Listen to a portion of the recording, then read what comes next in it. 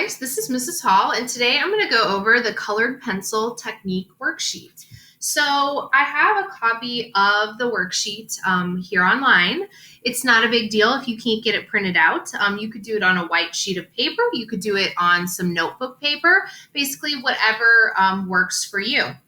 So I'm going to go ahead and hop to my document camera and show you what we're going to be doing today.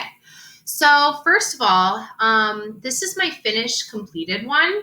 I use Prismacolor colored pencils, but obviously because I do my own artwork, I can afford those. Prismacolor are pretty much your top colored pencil.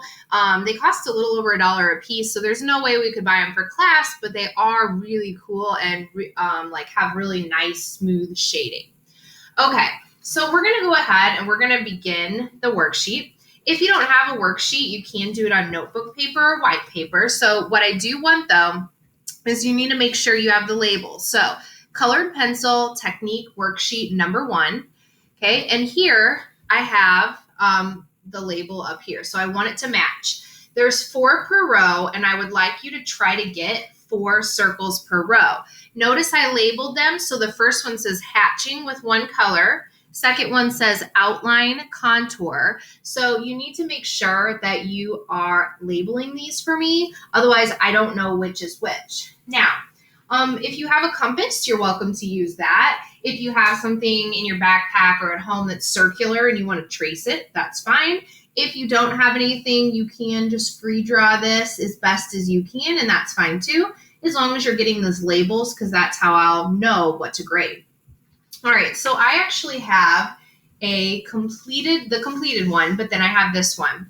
So the first part says hatching with 1 color. So hatching is where you are using lines. It could be a curved, or not a curved line, a slanted line or a vertical line to go ahead and change value. So the closer the lines are together, the darker it appears. The further the lines are, the lighter it appears. So I don't care what color you start with, but you're going to go ahead. Let's do a color violet. All right. I'm going to go ahead, and the lines that are closest together will appear darker, and the lines that are further apart will appear lighter. So again, we're practicing this kind of hatching technique potentially for our project. All right.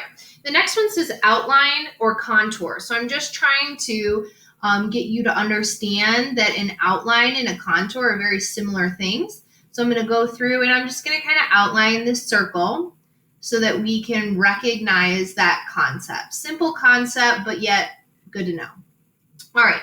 The next one is tonal and shading. So I'm trying to shade this 3-dimensionally, and I'm trying to use dark, medium, and light. So when I do shade this, I'll go around the outside, obviously. I never honestly start too dark when I'm doing colored pencil, because if you do and you need to lighten it up, and sometimes you can lighten it up, sometimes you can't, it's almost impossible to do. So when I do colored pencil, I try not to have like a super sharp point. I'm kind of almost coloring in circles. It makes it a little bit smoother. And then I'm trying to get the highlight. I put the highlight a little bit too much to the middle. The highlight's supposed to be kind of up here if that's where the light source is coming from.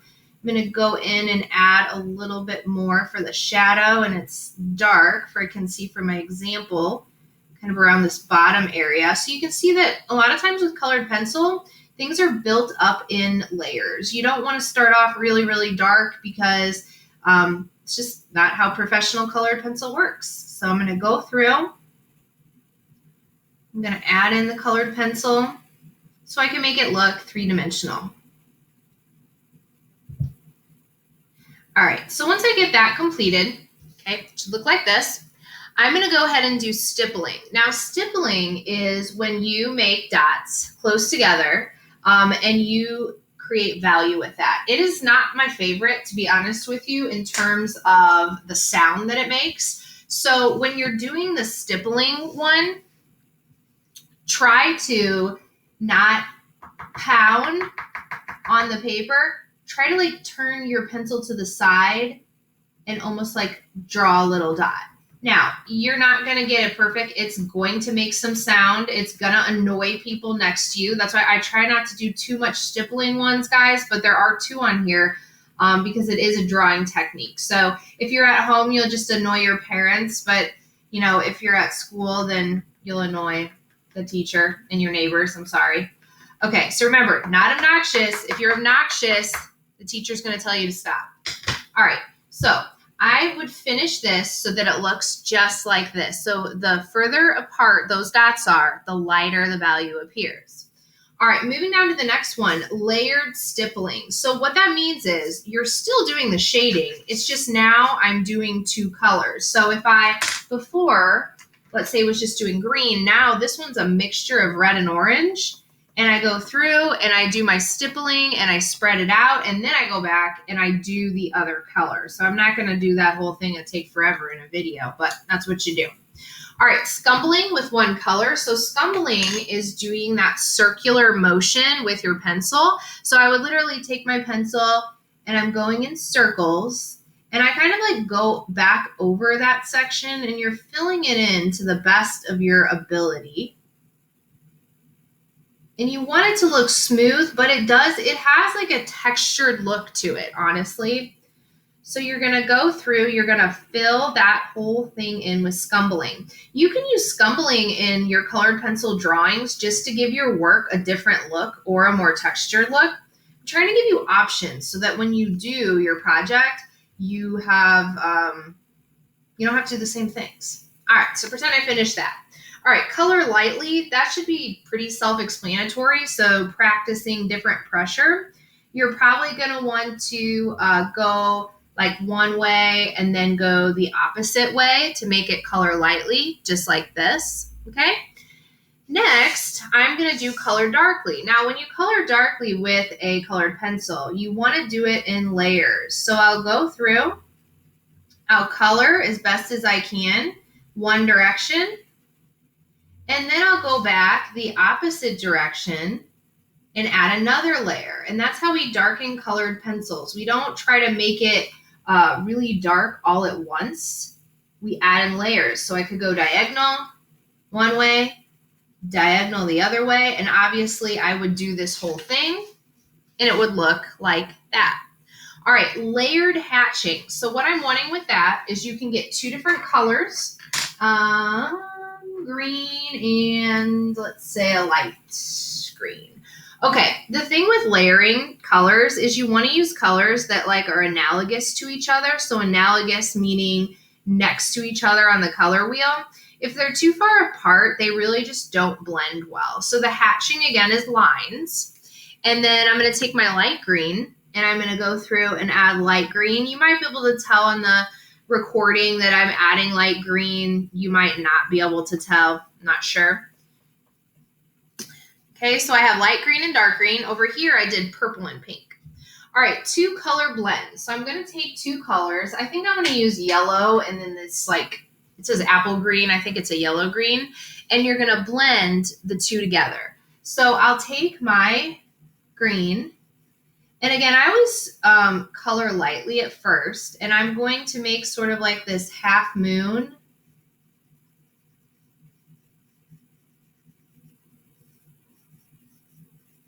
And then I will come back with the other color. Yellow is super difficult to blend, so I'm not sure why I chose yellow this time. That's like the hardest thing. And I'm gonna try to blend it into the best of my ability. So I'm gonna be looking for this. Did you try to blend it? Does it look kind of blended? Does it not look kind of blended? Green, orange and yellow are hard, and green and yellow are hard. So if you want to avoid yellow, that's probably smart. Okay, but this one turned out pretty well. All right, cross hatching with one color. So cross hatching, again, is where you take a pencil and you go in two directions. So I would take my pencil. I usually start at a diagonal. You don't have to. You could do vertical and horizontal. That's fine. Okay, and then I go the opposite direction, and I'm going a little bit fast. You could slow this down a little bit, but I just don't want to make the video quite this long. Remember, you can stop the video at any time so that you can do this, and then just makes it easier. All right, cross-hatching with two colors. So cross-hatching with two colors is simply like blending them. So if I had this pink, I should probably choose a color that's similar. So I think I'm gonna do pink and red. Remember, you don't need to press really dark. Sometimes if you press really dark, it doesn't blend well.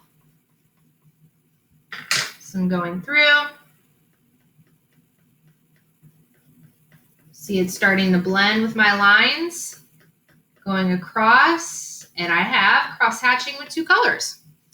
All right, analogous colors. So what you're going to attempt to do is 2 colors that are on the color wheel. You're going to attempt to blend those. So I'm going to do orange and red. I guess I'll do the orange in the middle. Again, when you're blending colored pencils, it needs to be done lightly because otherwise it won't work. I'm using a circular motion in this one. You don't have to do that. It's just what I have chosen to do. I can always go back later and make it darker.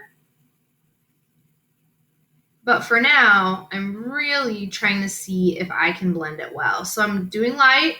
I need to make sure that I'm overlapping the colors because when I go to grade your project, I'm going to look and see, okay, did they overlap? If they can't overlap, if you can't overlap, that's not blending. All right. Then I may go back to just like give it a little bit more of a 3D effect. I can darken the edges and I could even darken the middle if I wanted to. So this is my finished one right there. All right, overlay. So they're just saying that if you make like a color, you can put another color on top. I usually start with the lighter color and then add the darker color over it. Sometimes the lighter color you have to press a little darker, and the darker color you have to do a little lighter because it tends to like take it over. So your goal is just trying to overlay. Overlay means like one goes over the top. Okay, and then I have that one there. The last 2 you may or may not be able to do. They use marker, and so it says marker, so you're supposed to color it and then use colored pencil. And then the other one says colored pencil, then marker. So it's supposed to just give you a different idea of what techniques you could do. If you don't have your own personal markers, then I'll just have you shade this and practice blending 2 colors. So on this one, what I did was I took the marker and did the orange. And I'm going to let that like dry for a minute. So while I'm letting that dry, I'm going to do the other one that says colored pencil. So this one, you're going to start with the colored pencil and then add the marker on top. And the goal is to just see the difference. So again, if you don't have your own personal markers, I just want you to practice either blending or shading on these. I don't want to get out my markers because we'll have to sanitize all of them for, just something very, very simple. So I'm going to go through and I'm going to try to create a foundation to put my marker on and see if there's any difference in the process. I'm using Mr. Sketch markers, and Mr. Sketch markers tend to be have a lot of ink in them, and that's good, but for something like this, I don't know that that's very good. All right, so I'm going to take and I'm going to put the orange on top, and I'm going to see kind of how it turns out. It's pretty dark. It's not bad, but I don't know if I would choose to do it on my project. A lot of the 3-dimensional effects you can't see on this projector. Let's see if it works better. I think putting the marker down first, in my personal opinion, works better. The paper is still a little wet, so I'm afraid to press down too much because what will happen is I'll rip a hole in the paper. So I could go through, add my shading, and kind of like compare the differences and see how it looks. So this is how to do the colored pencil technique worksheet number 1.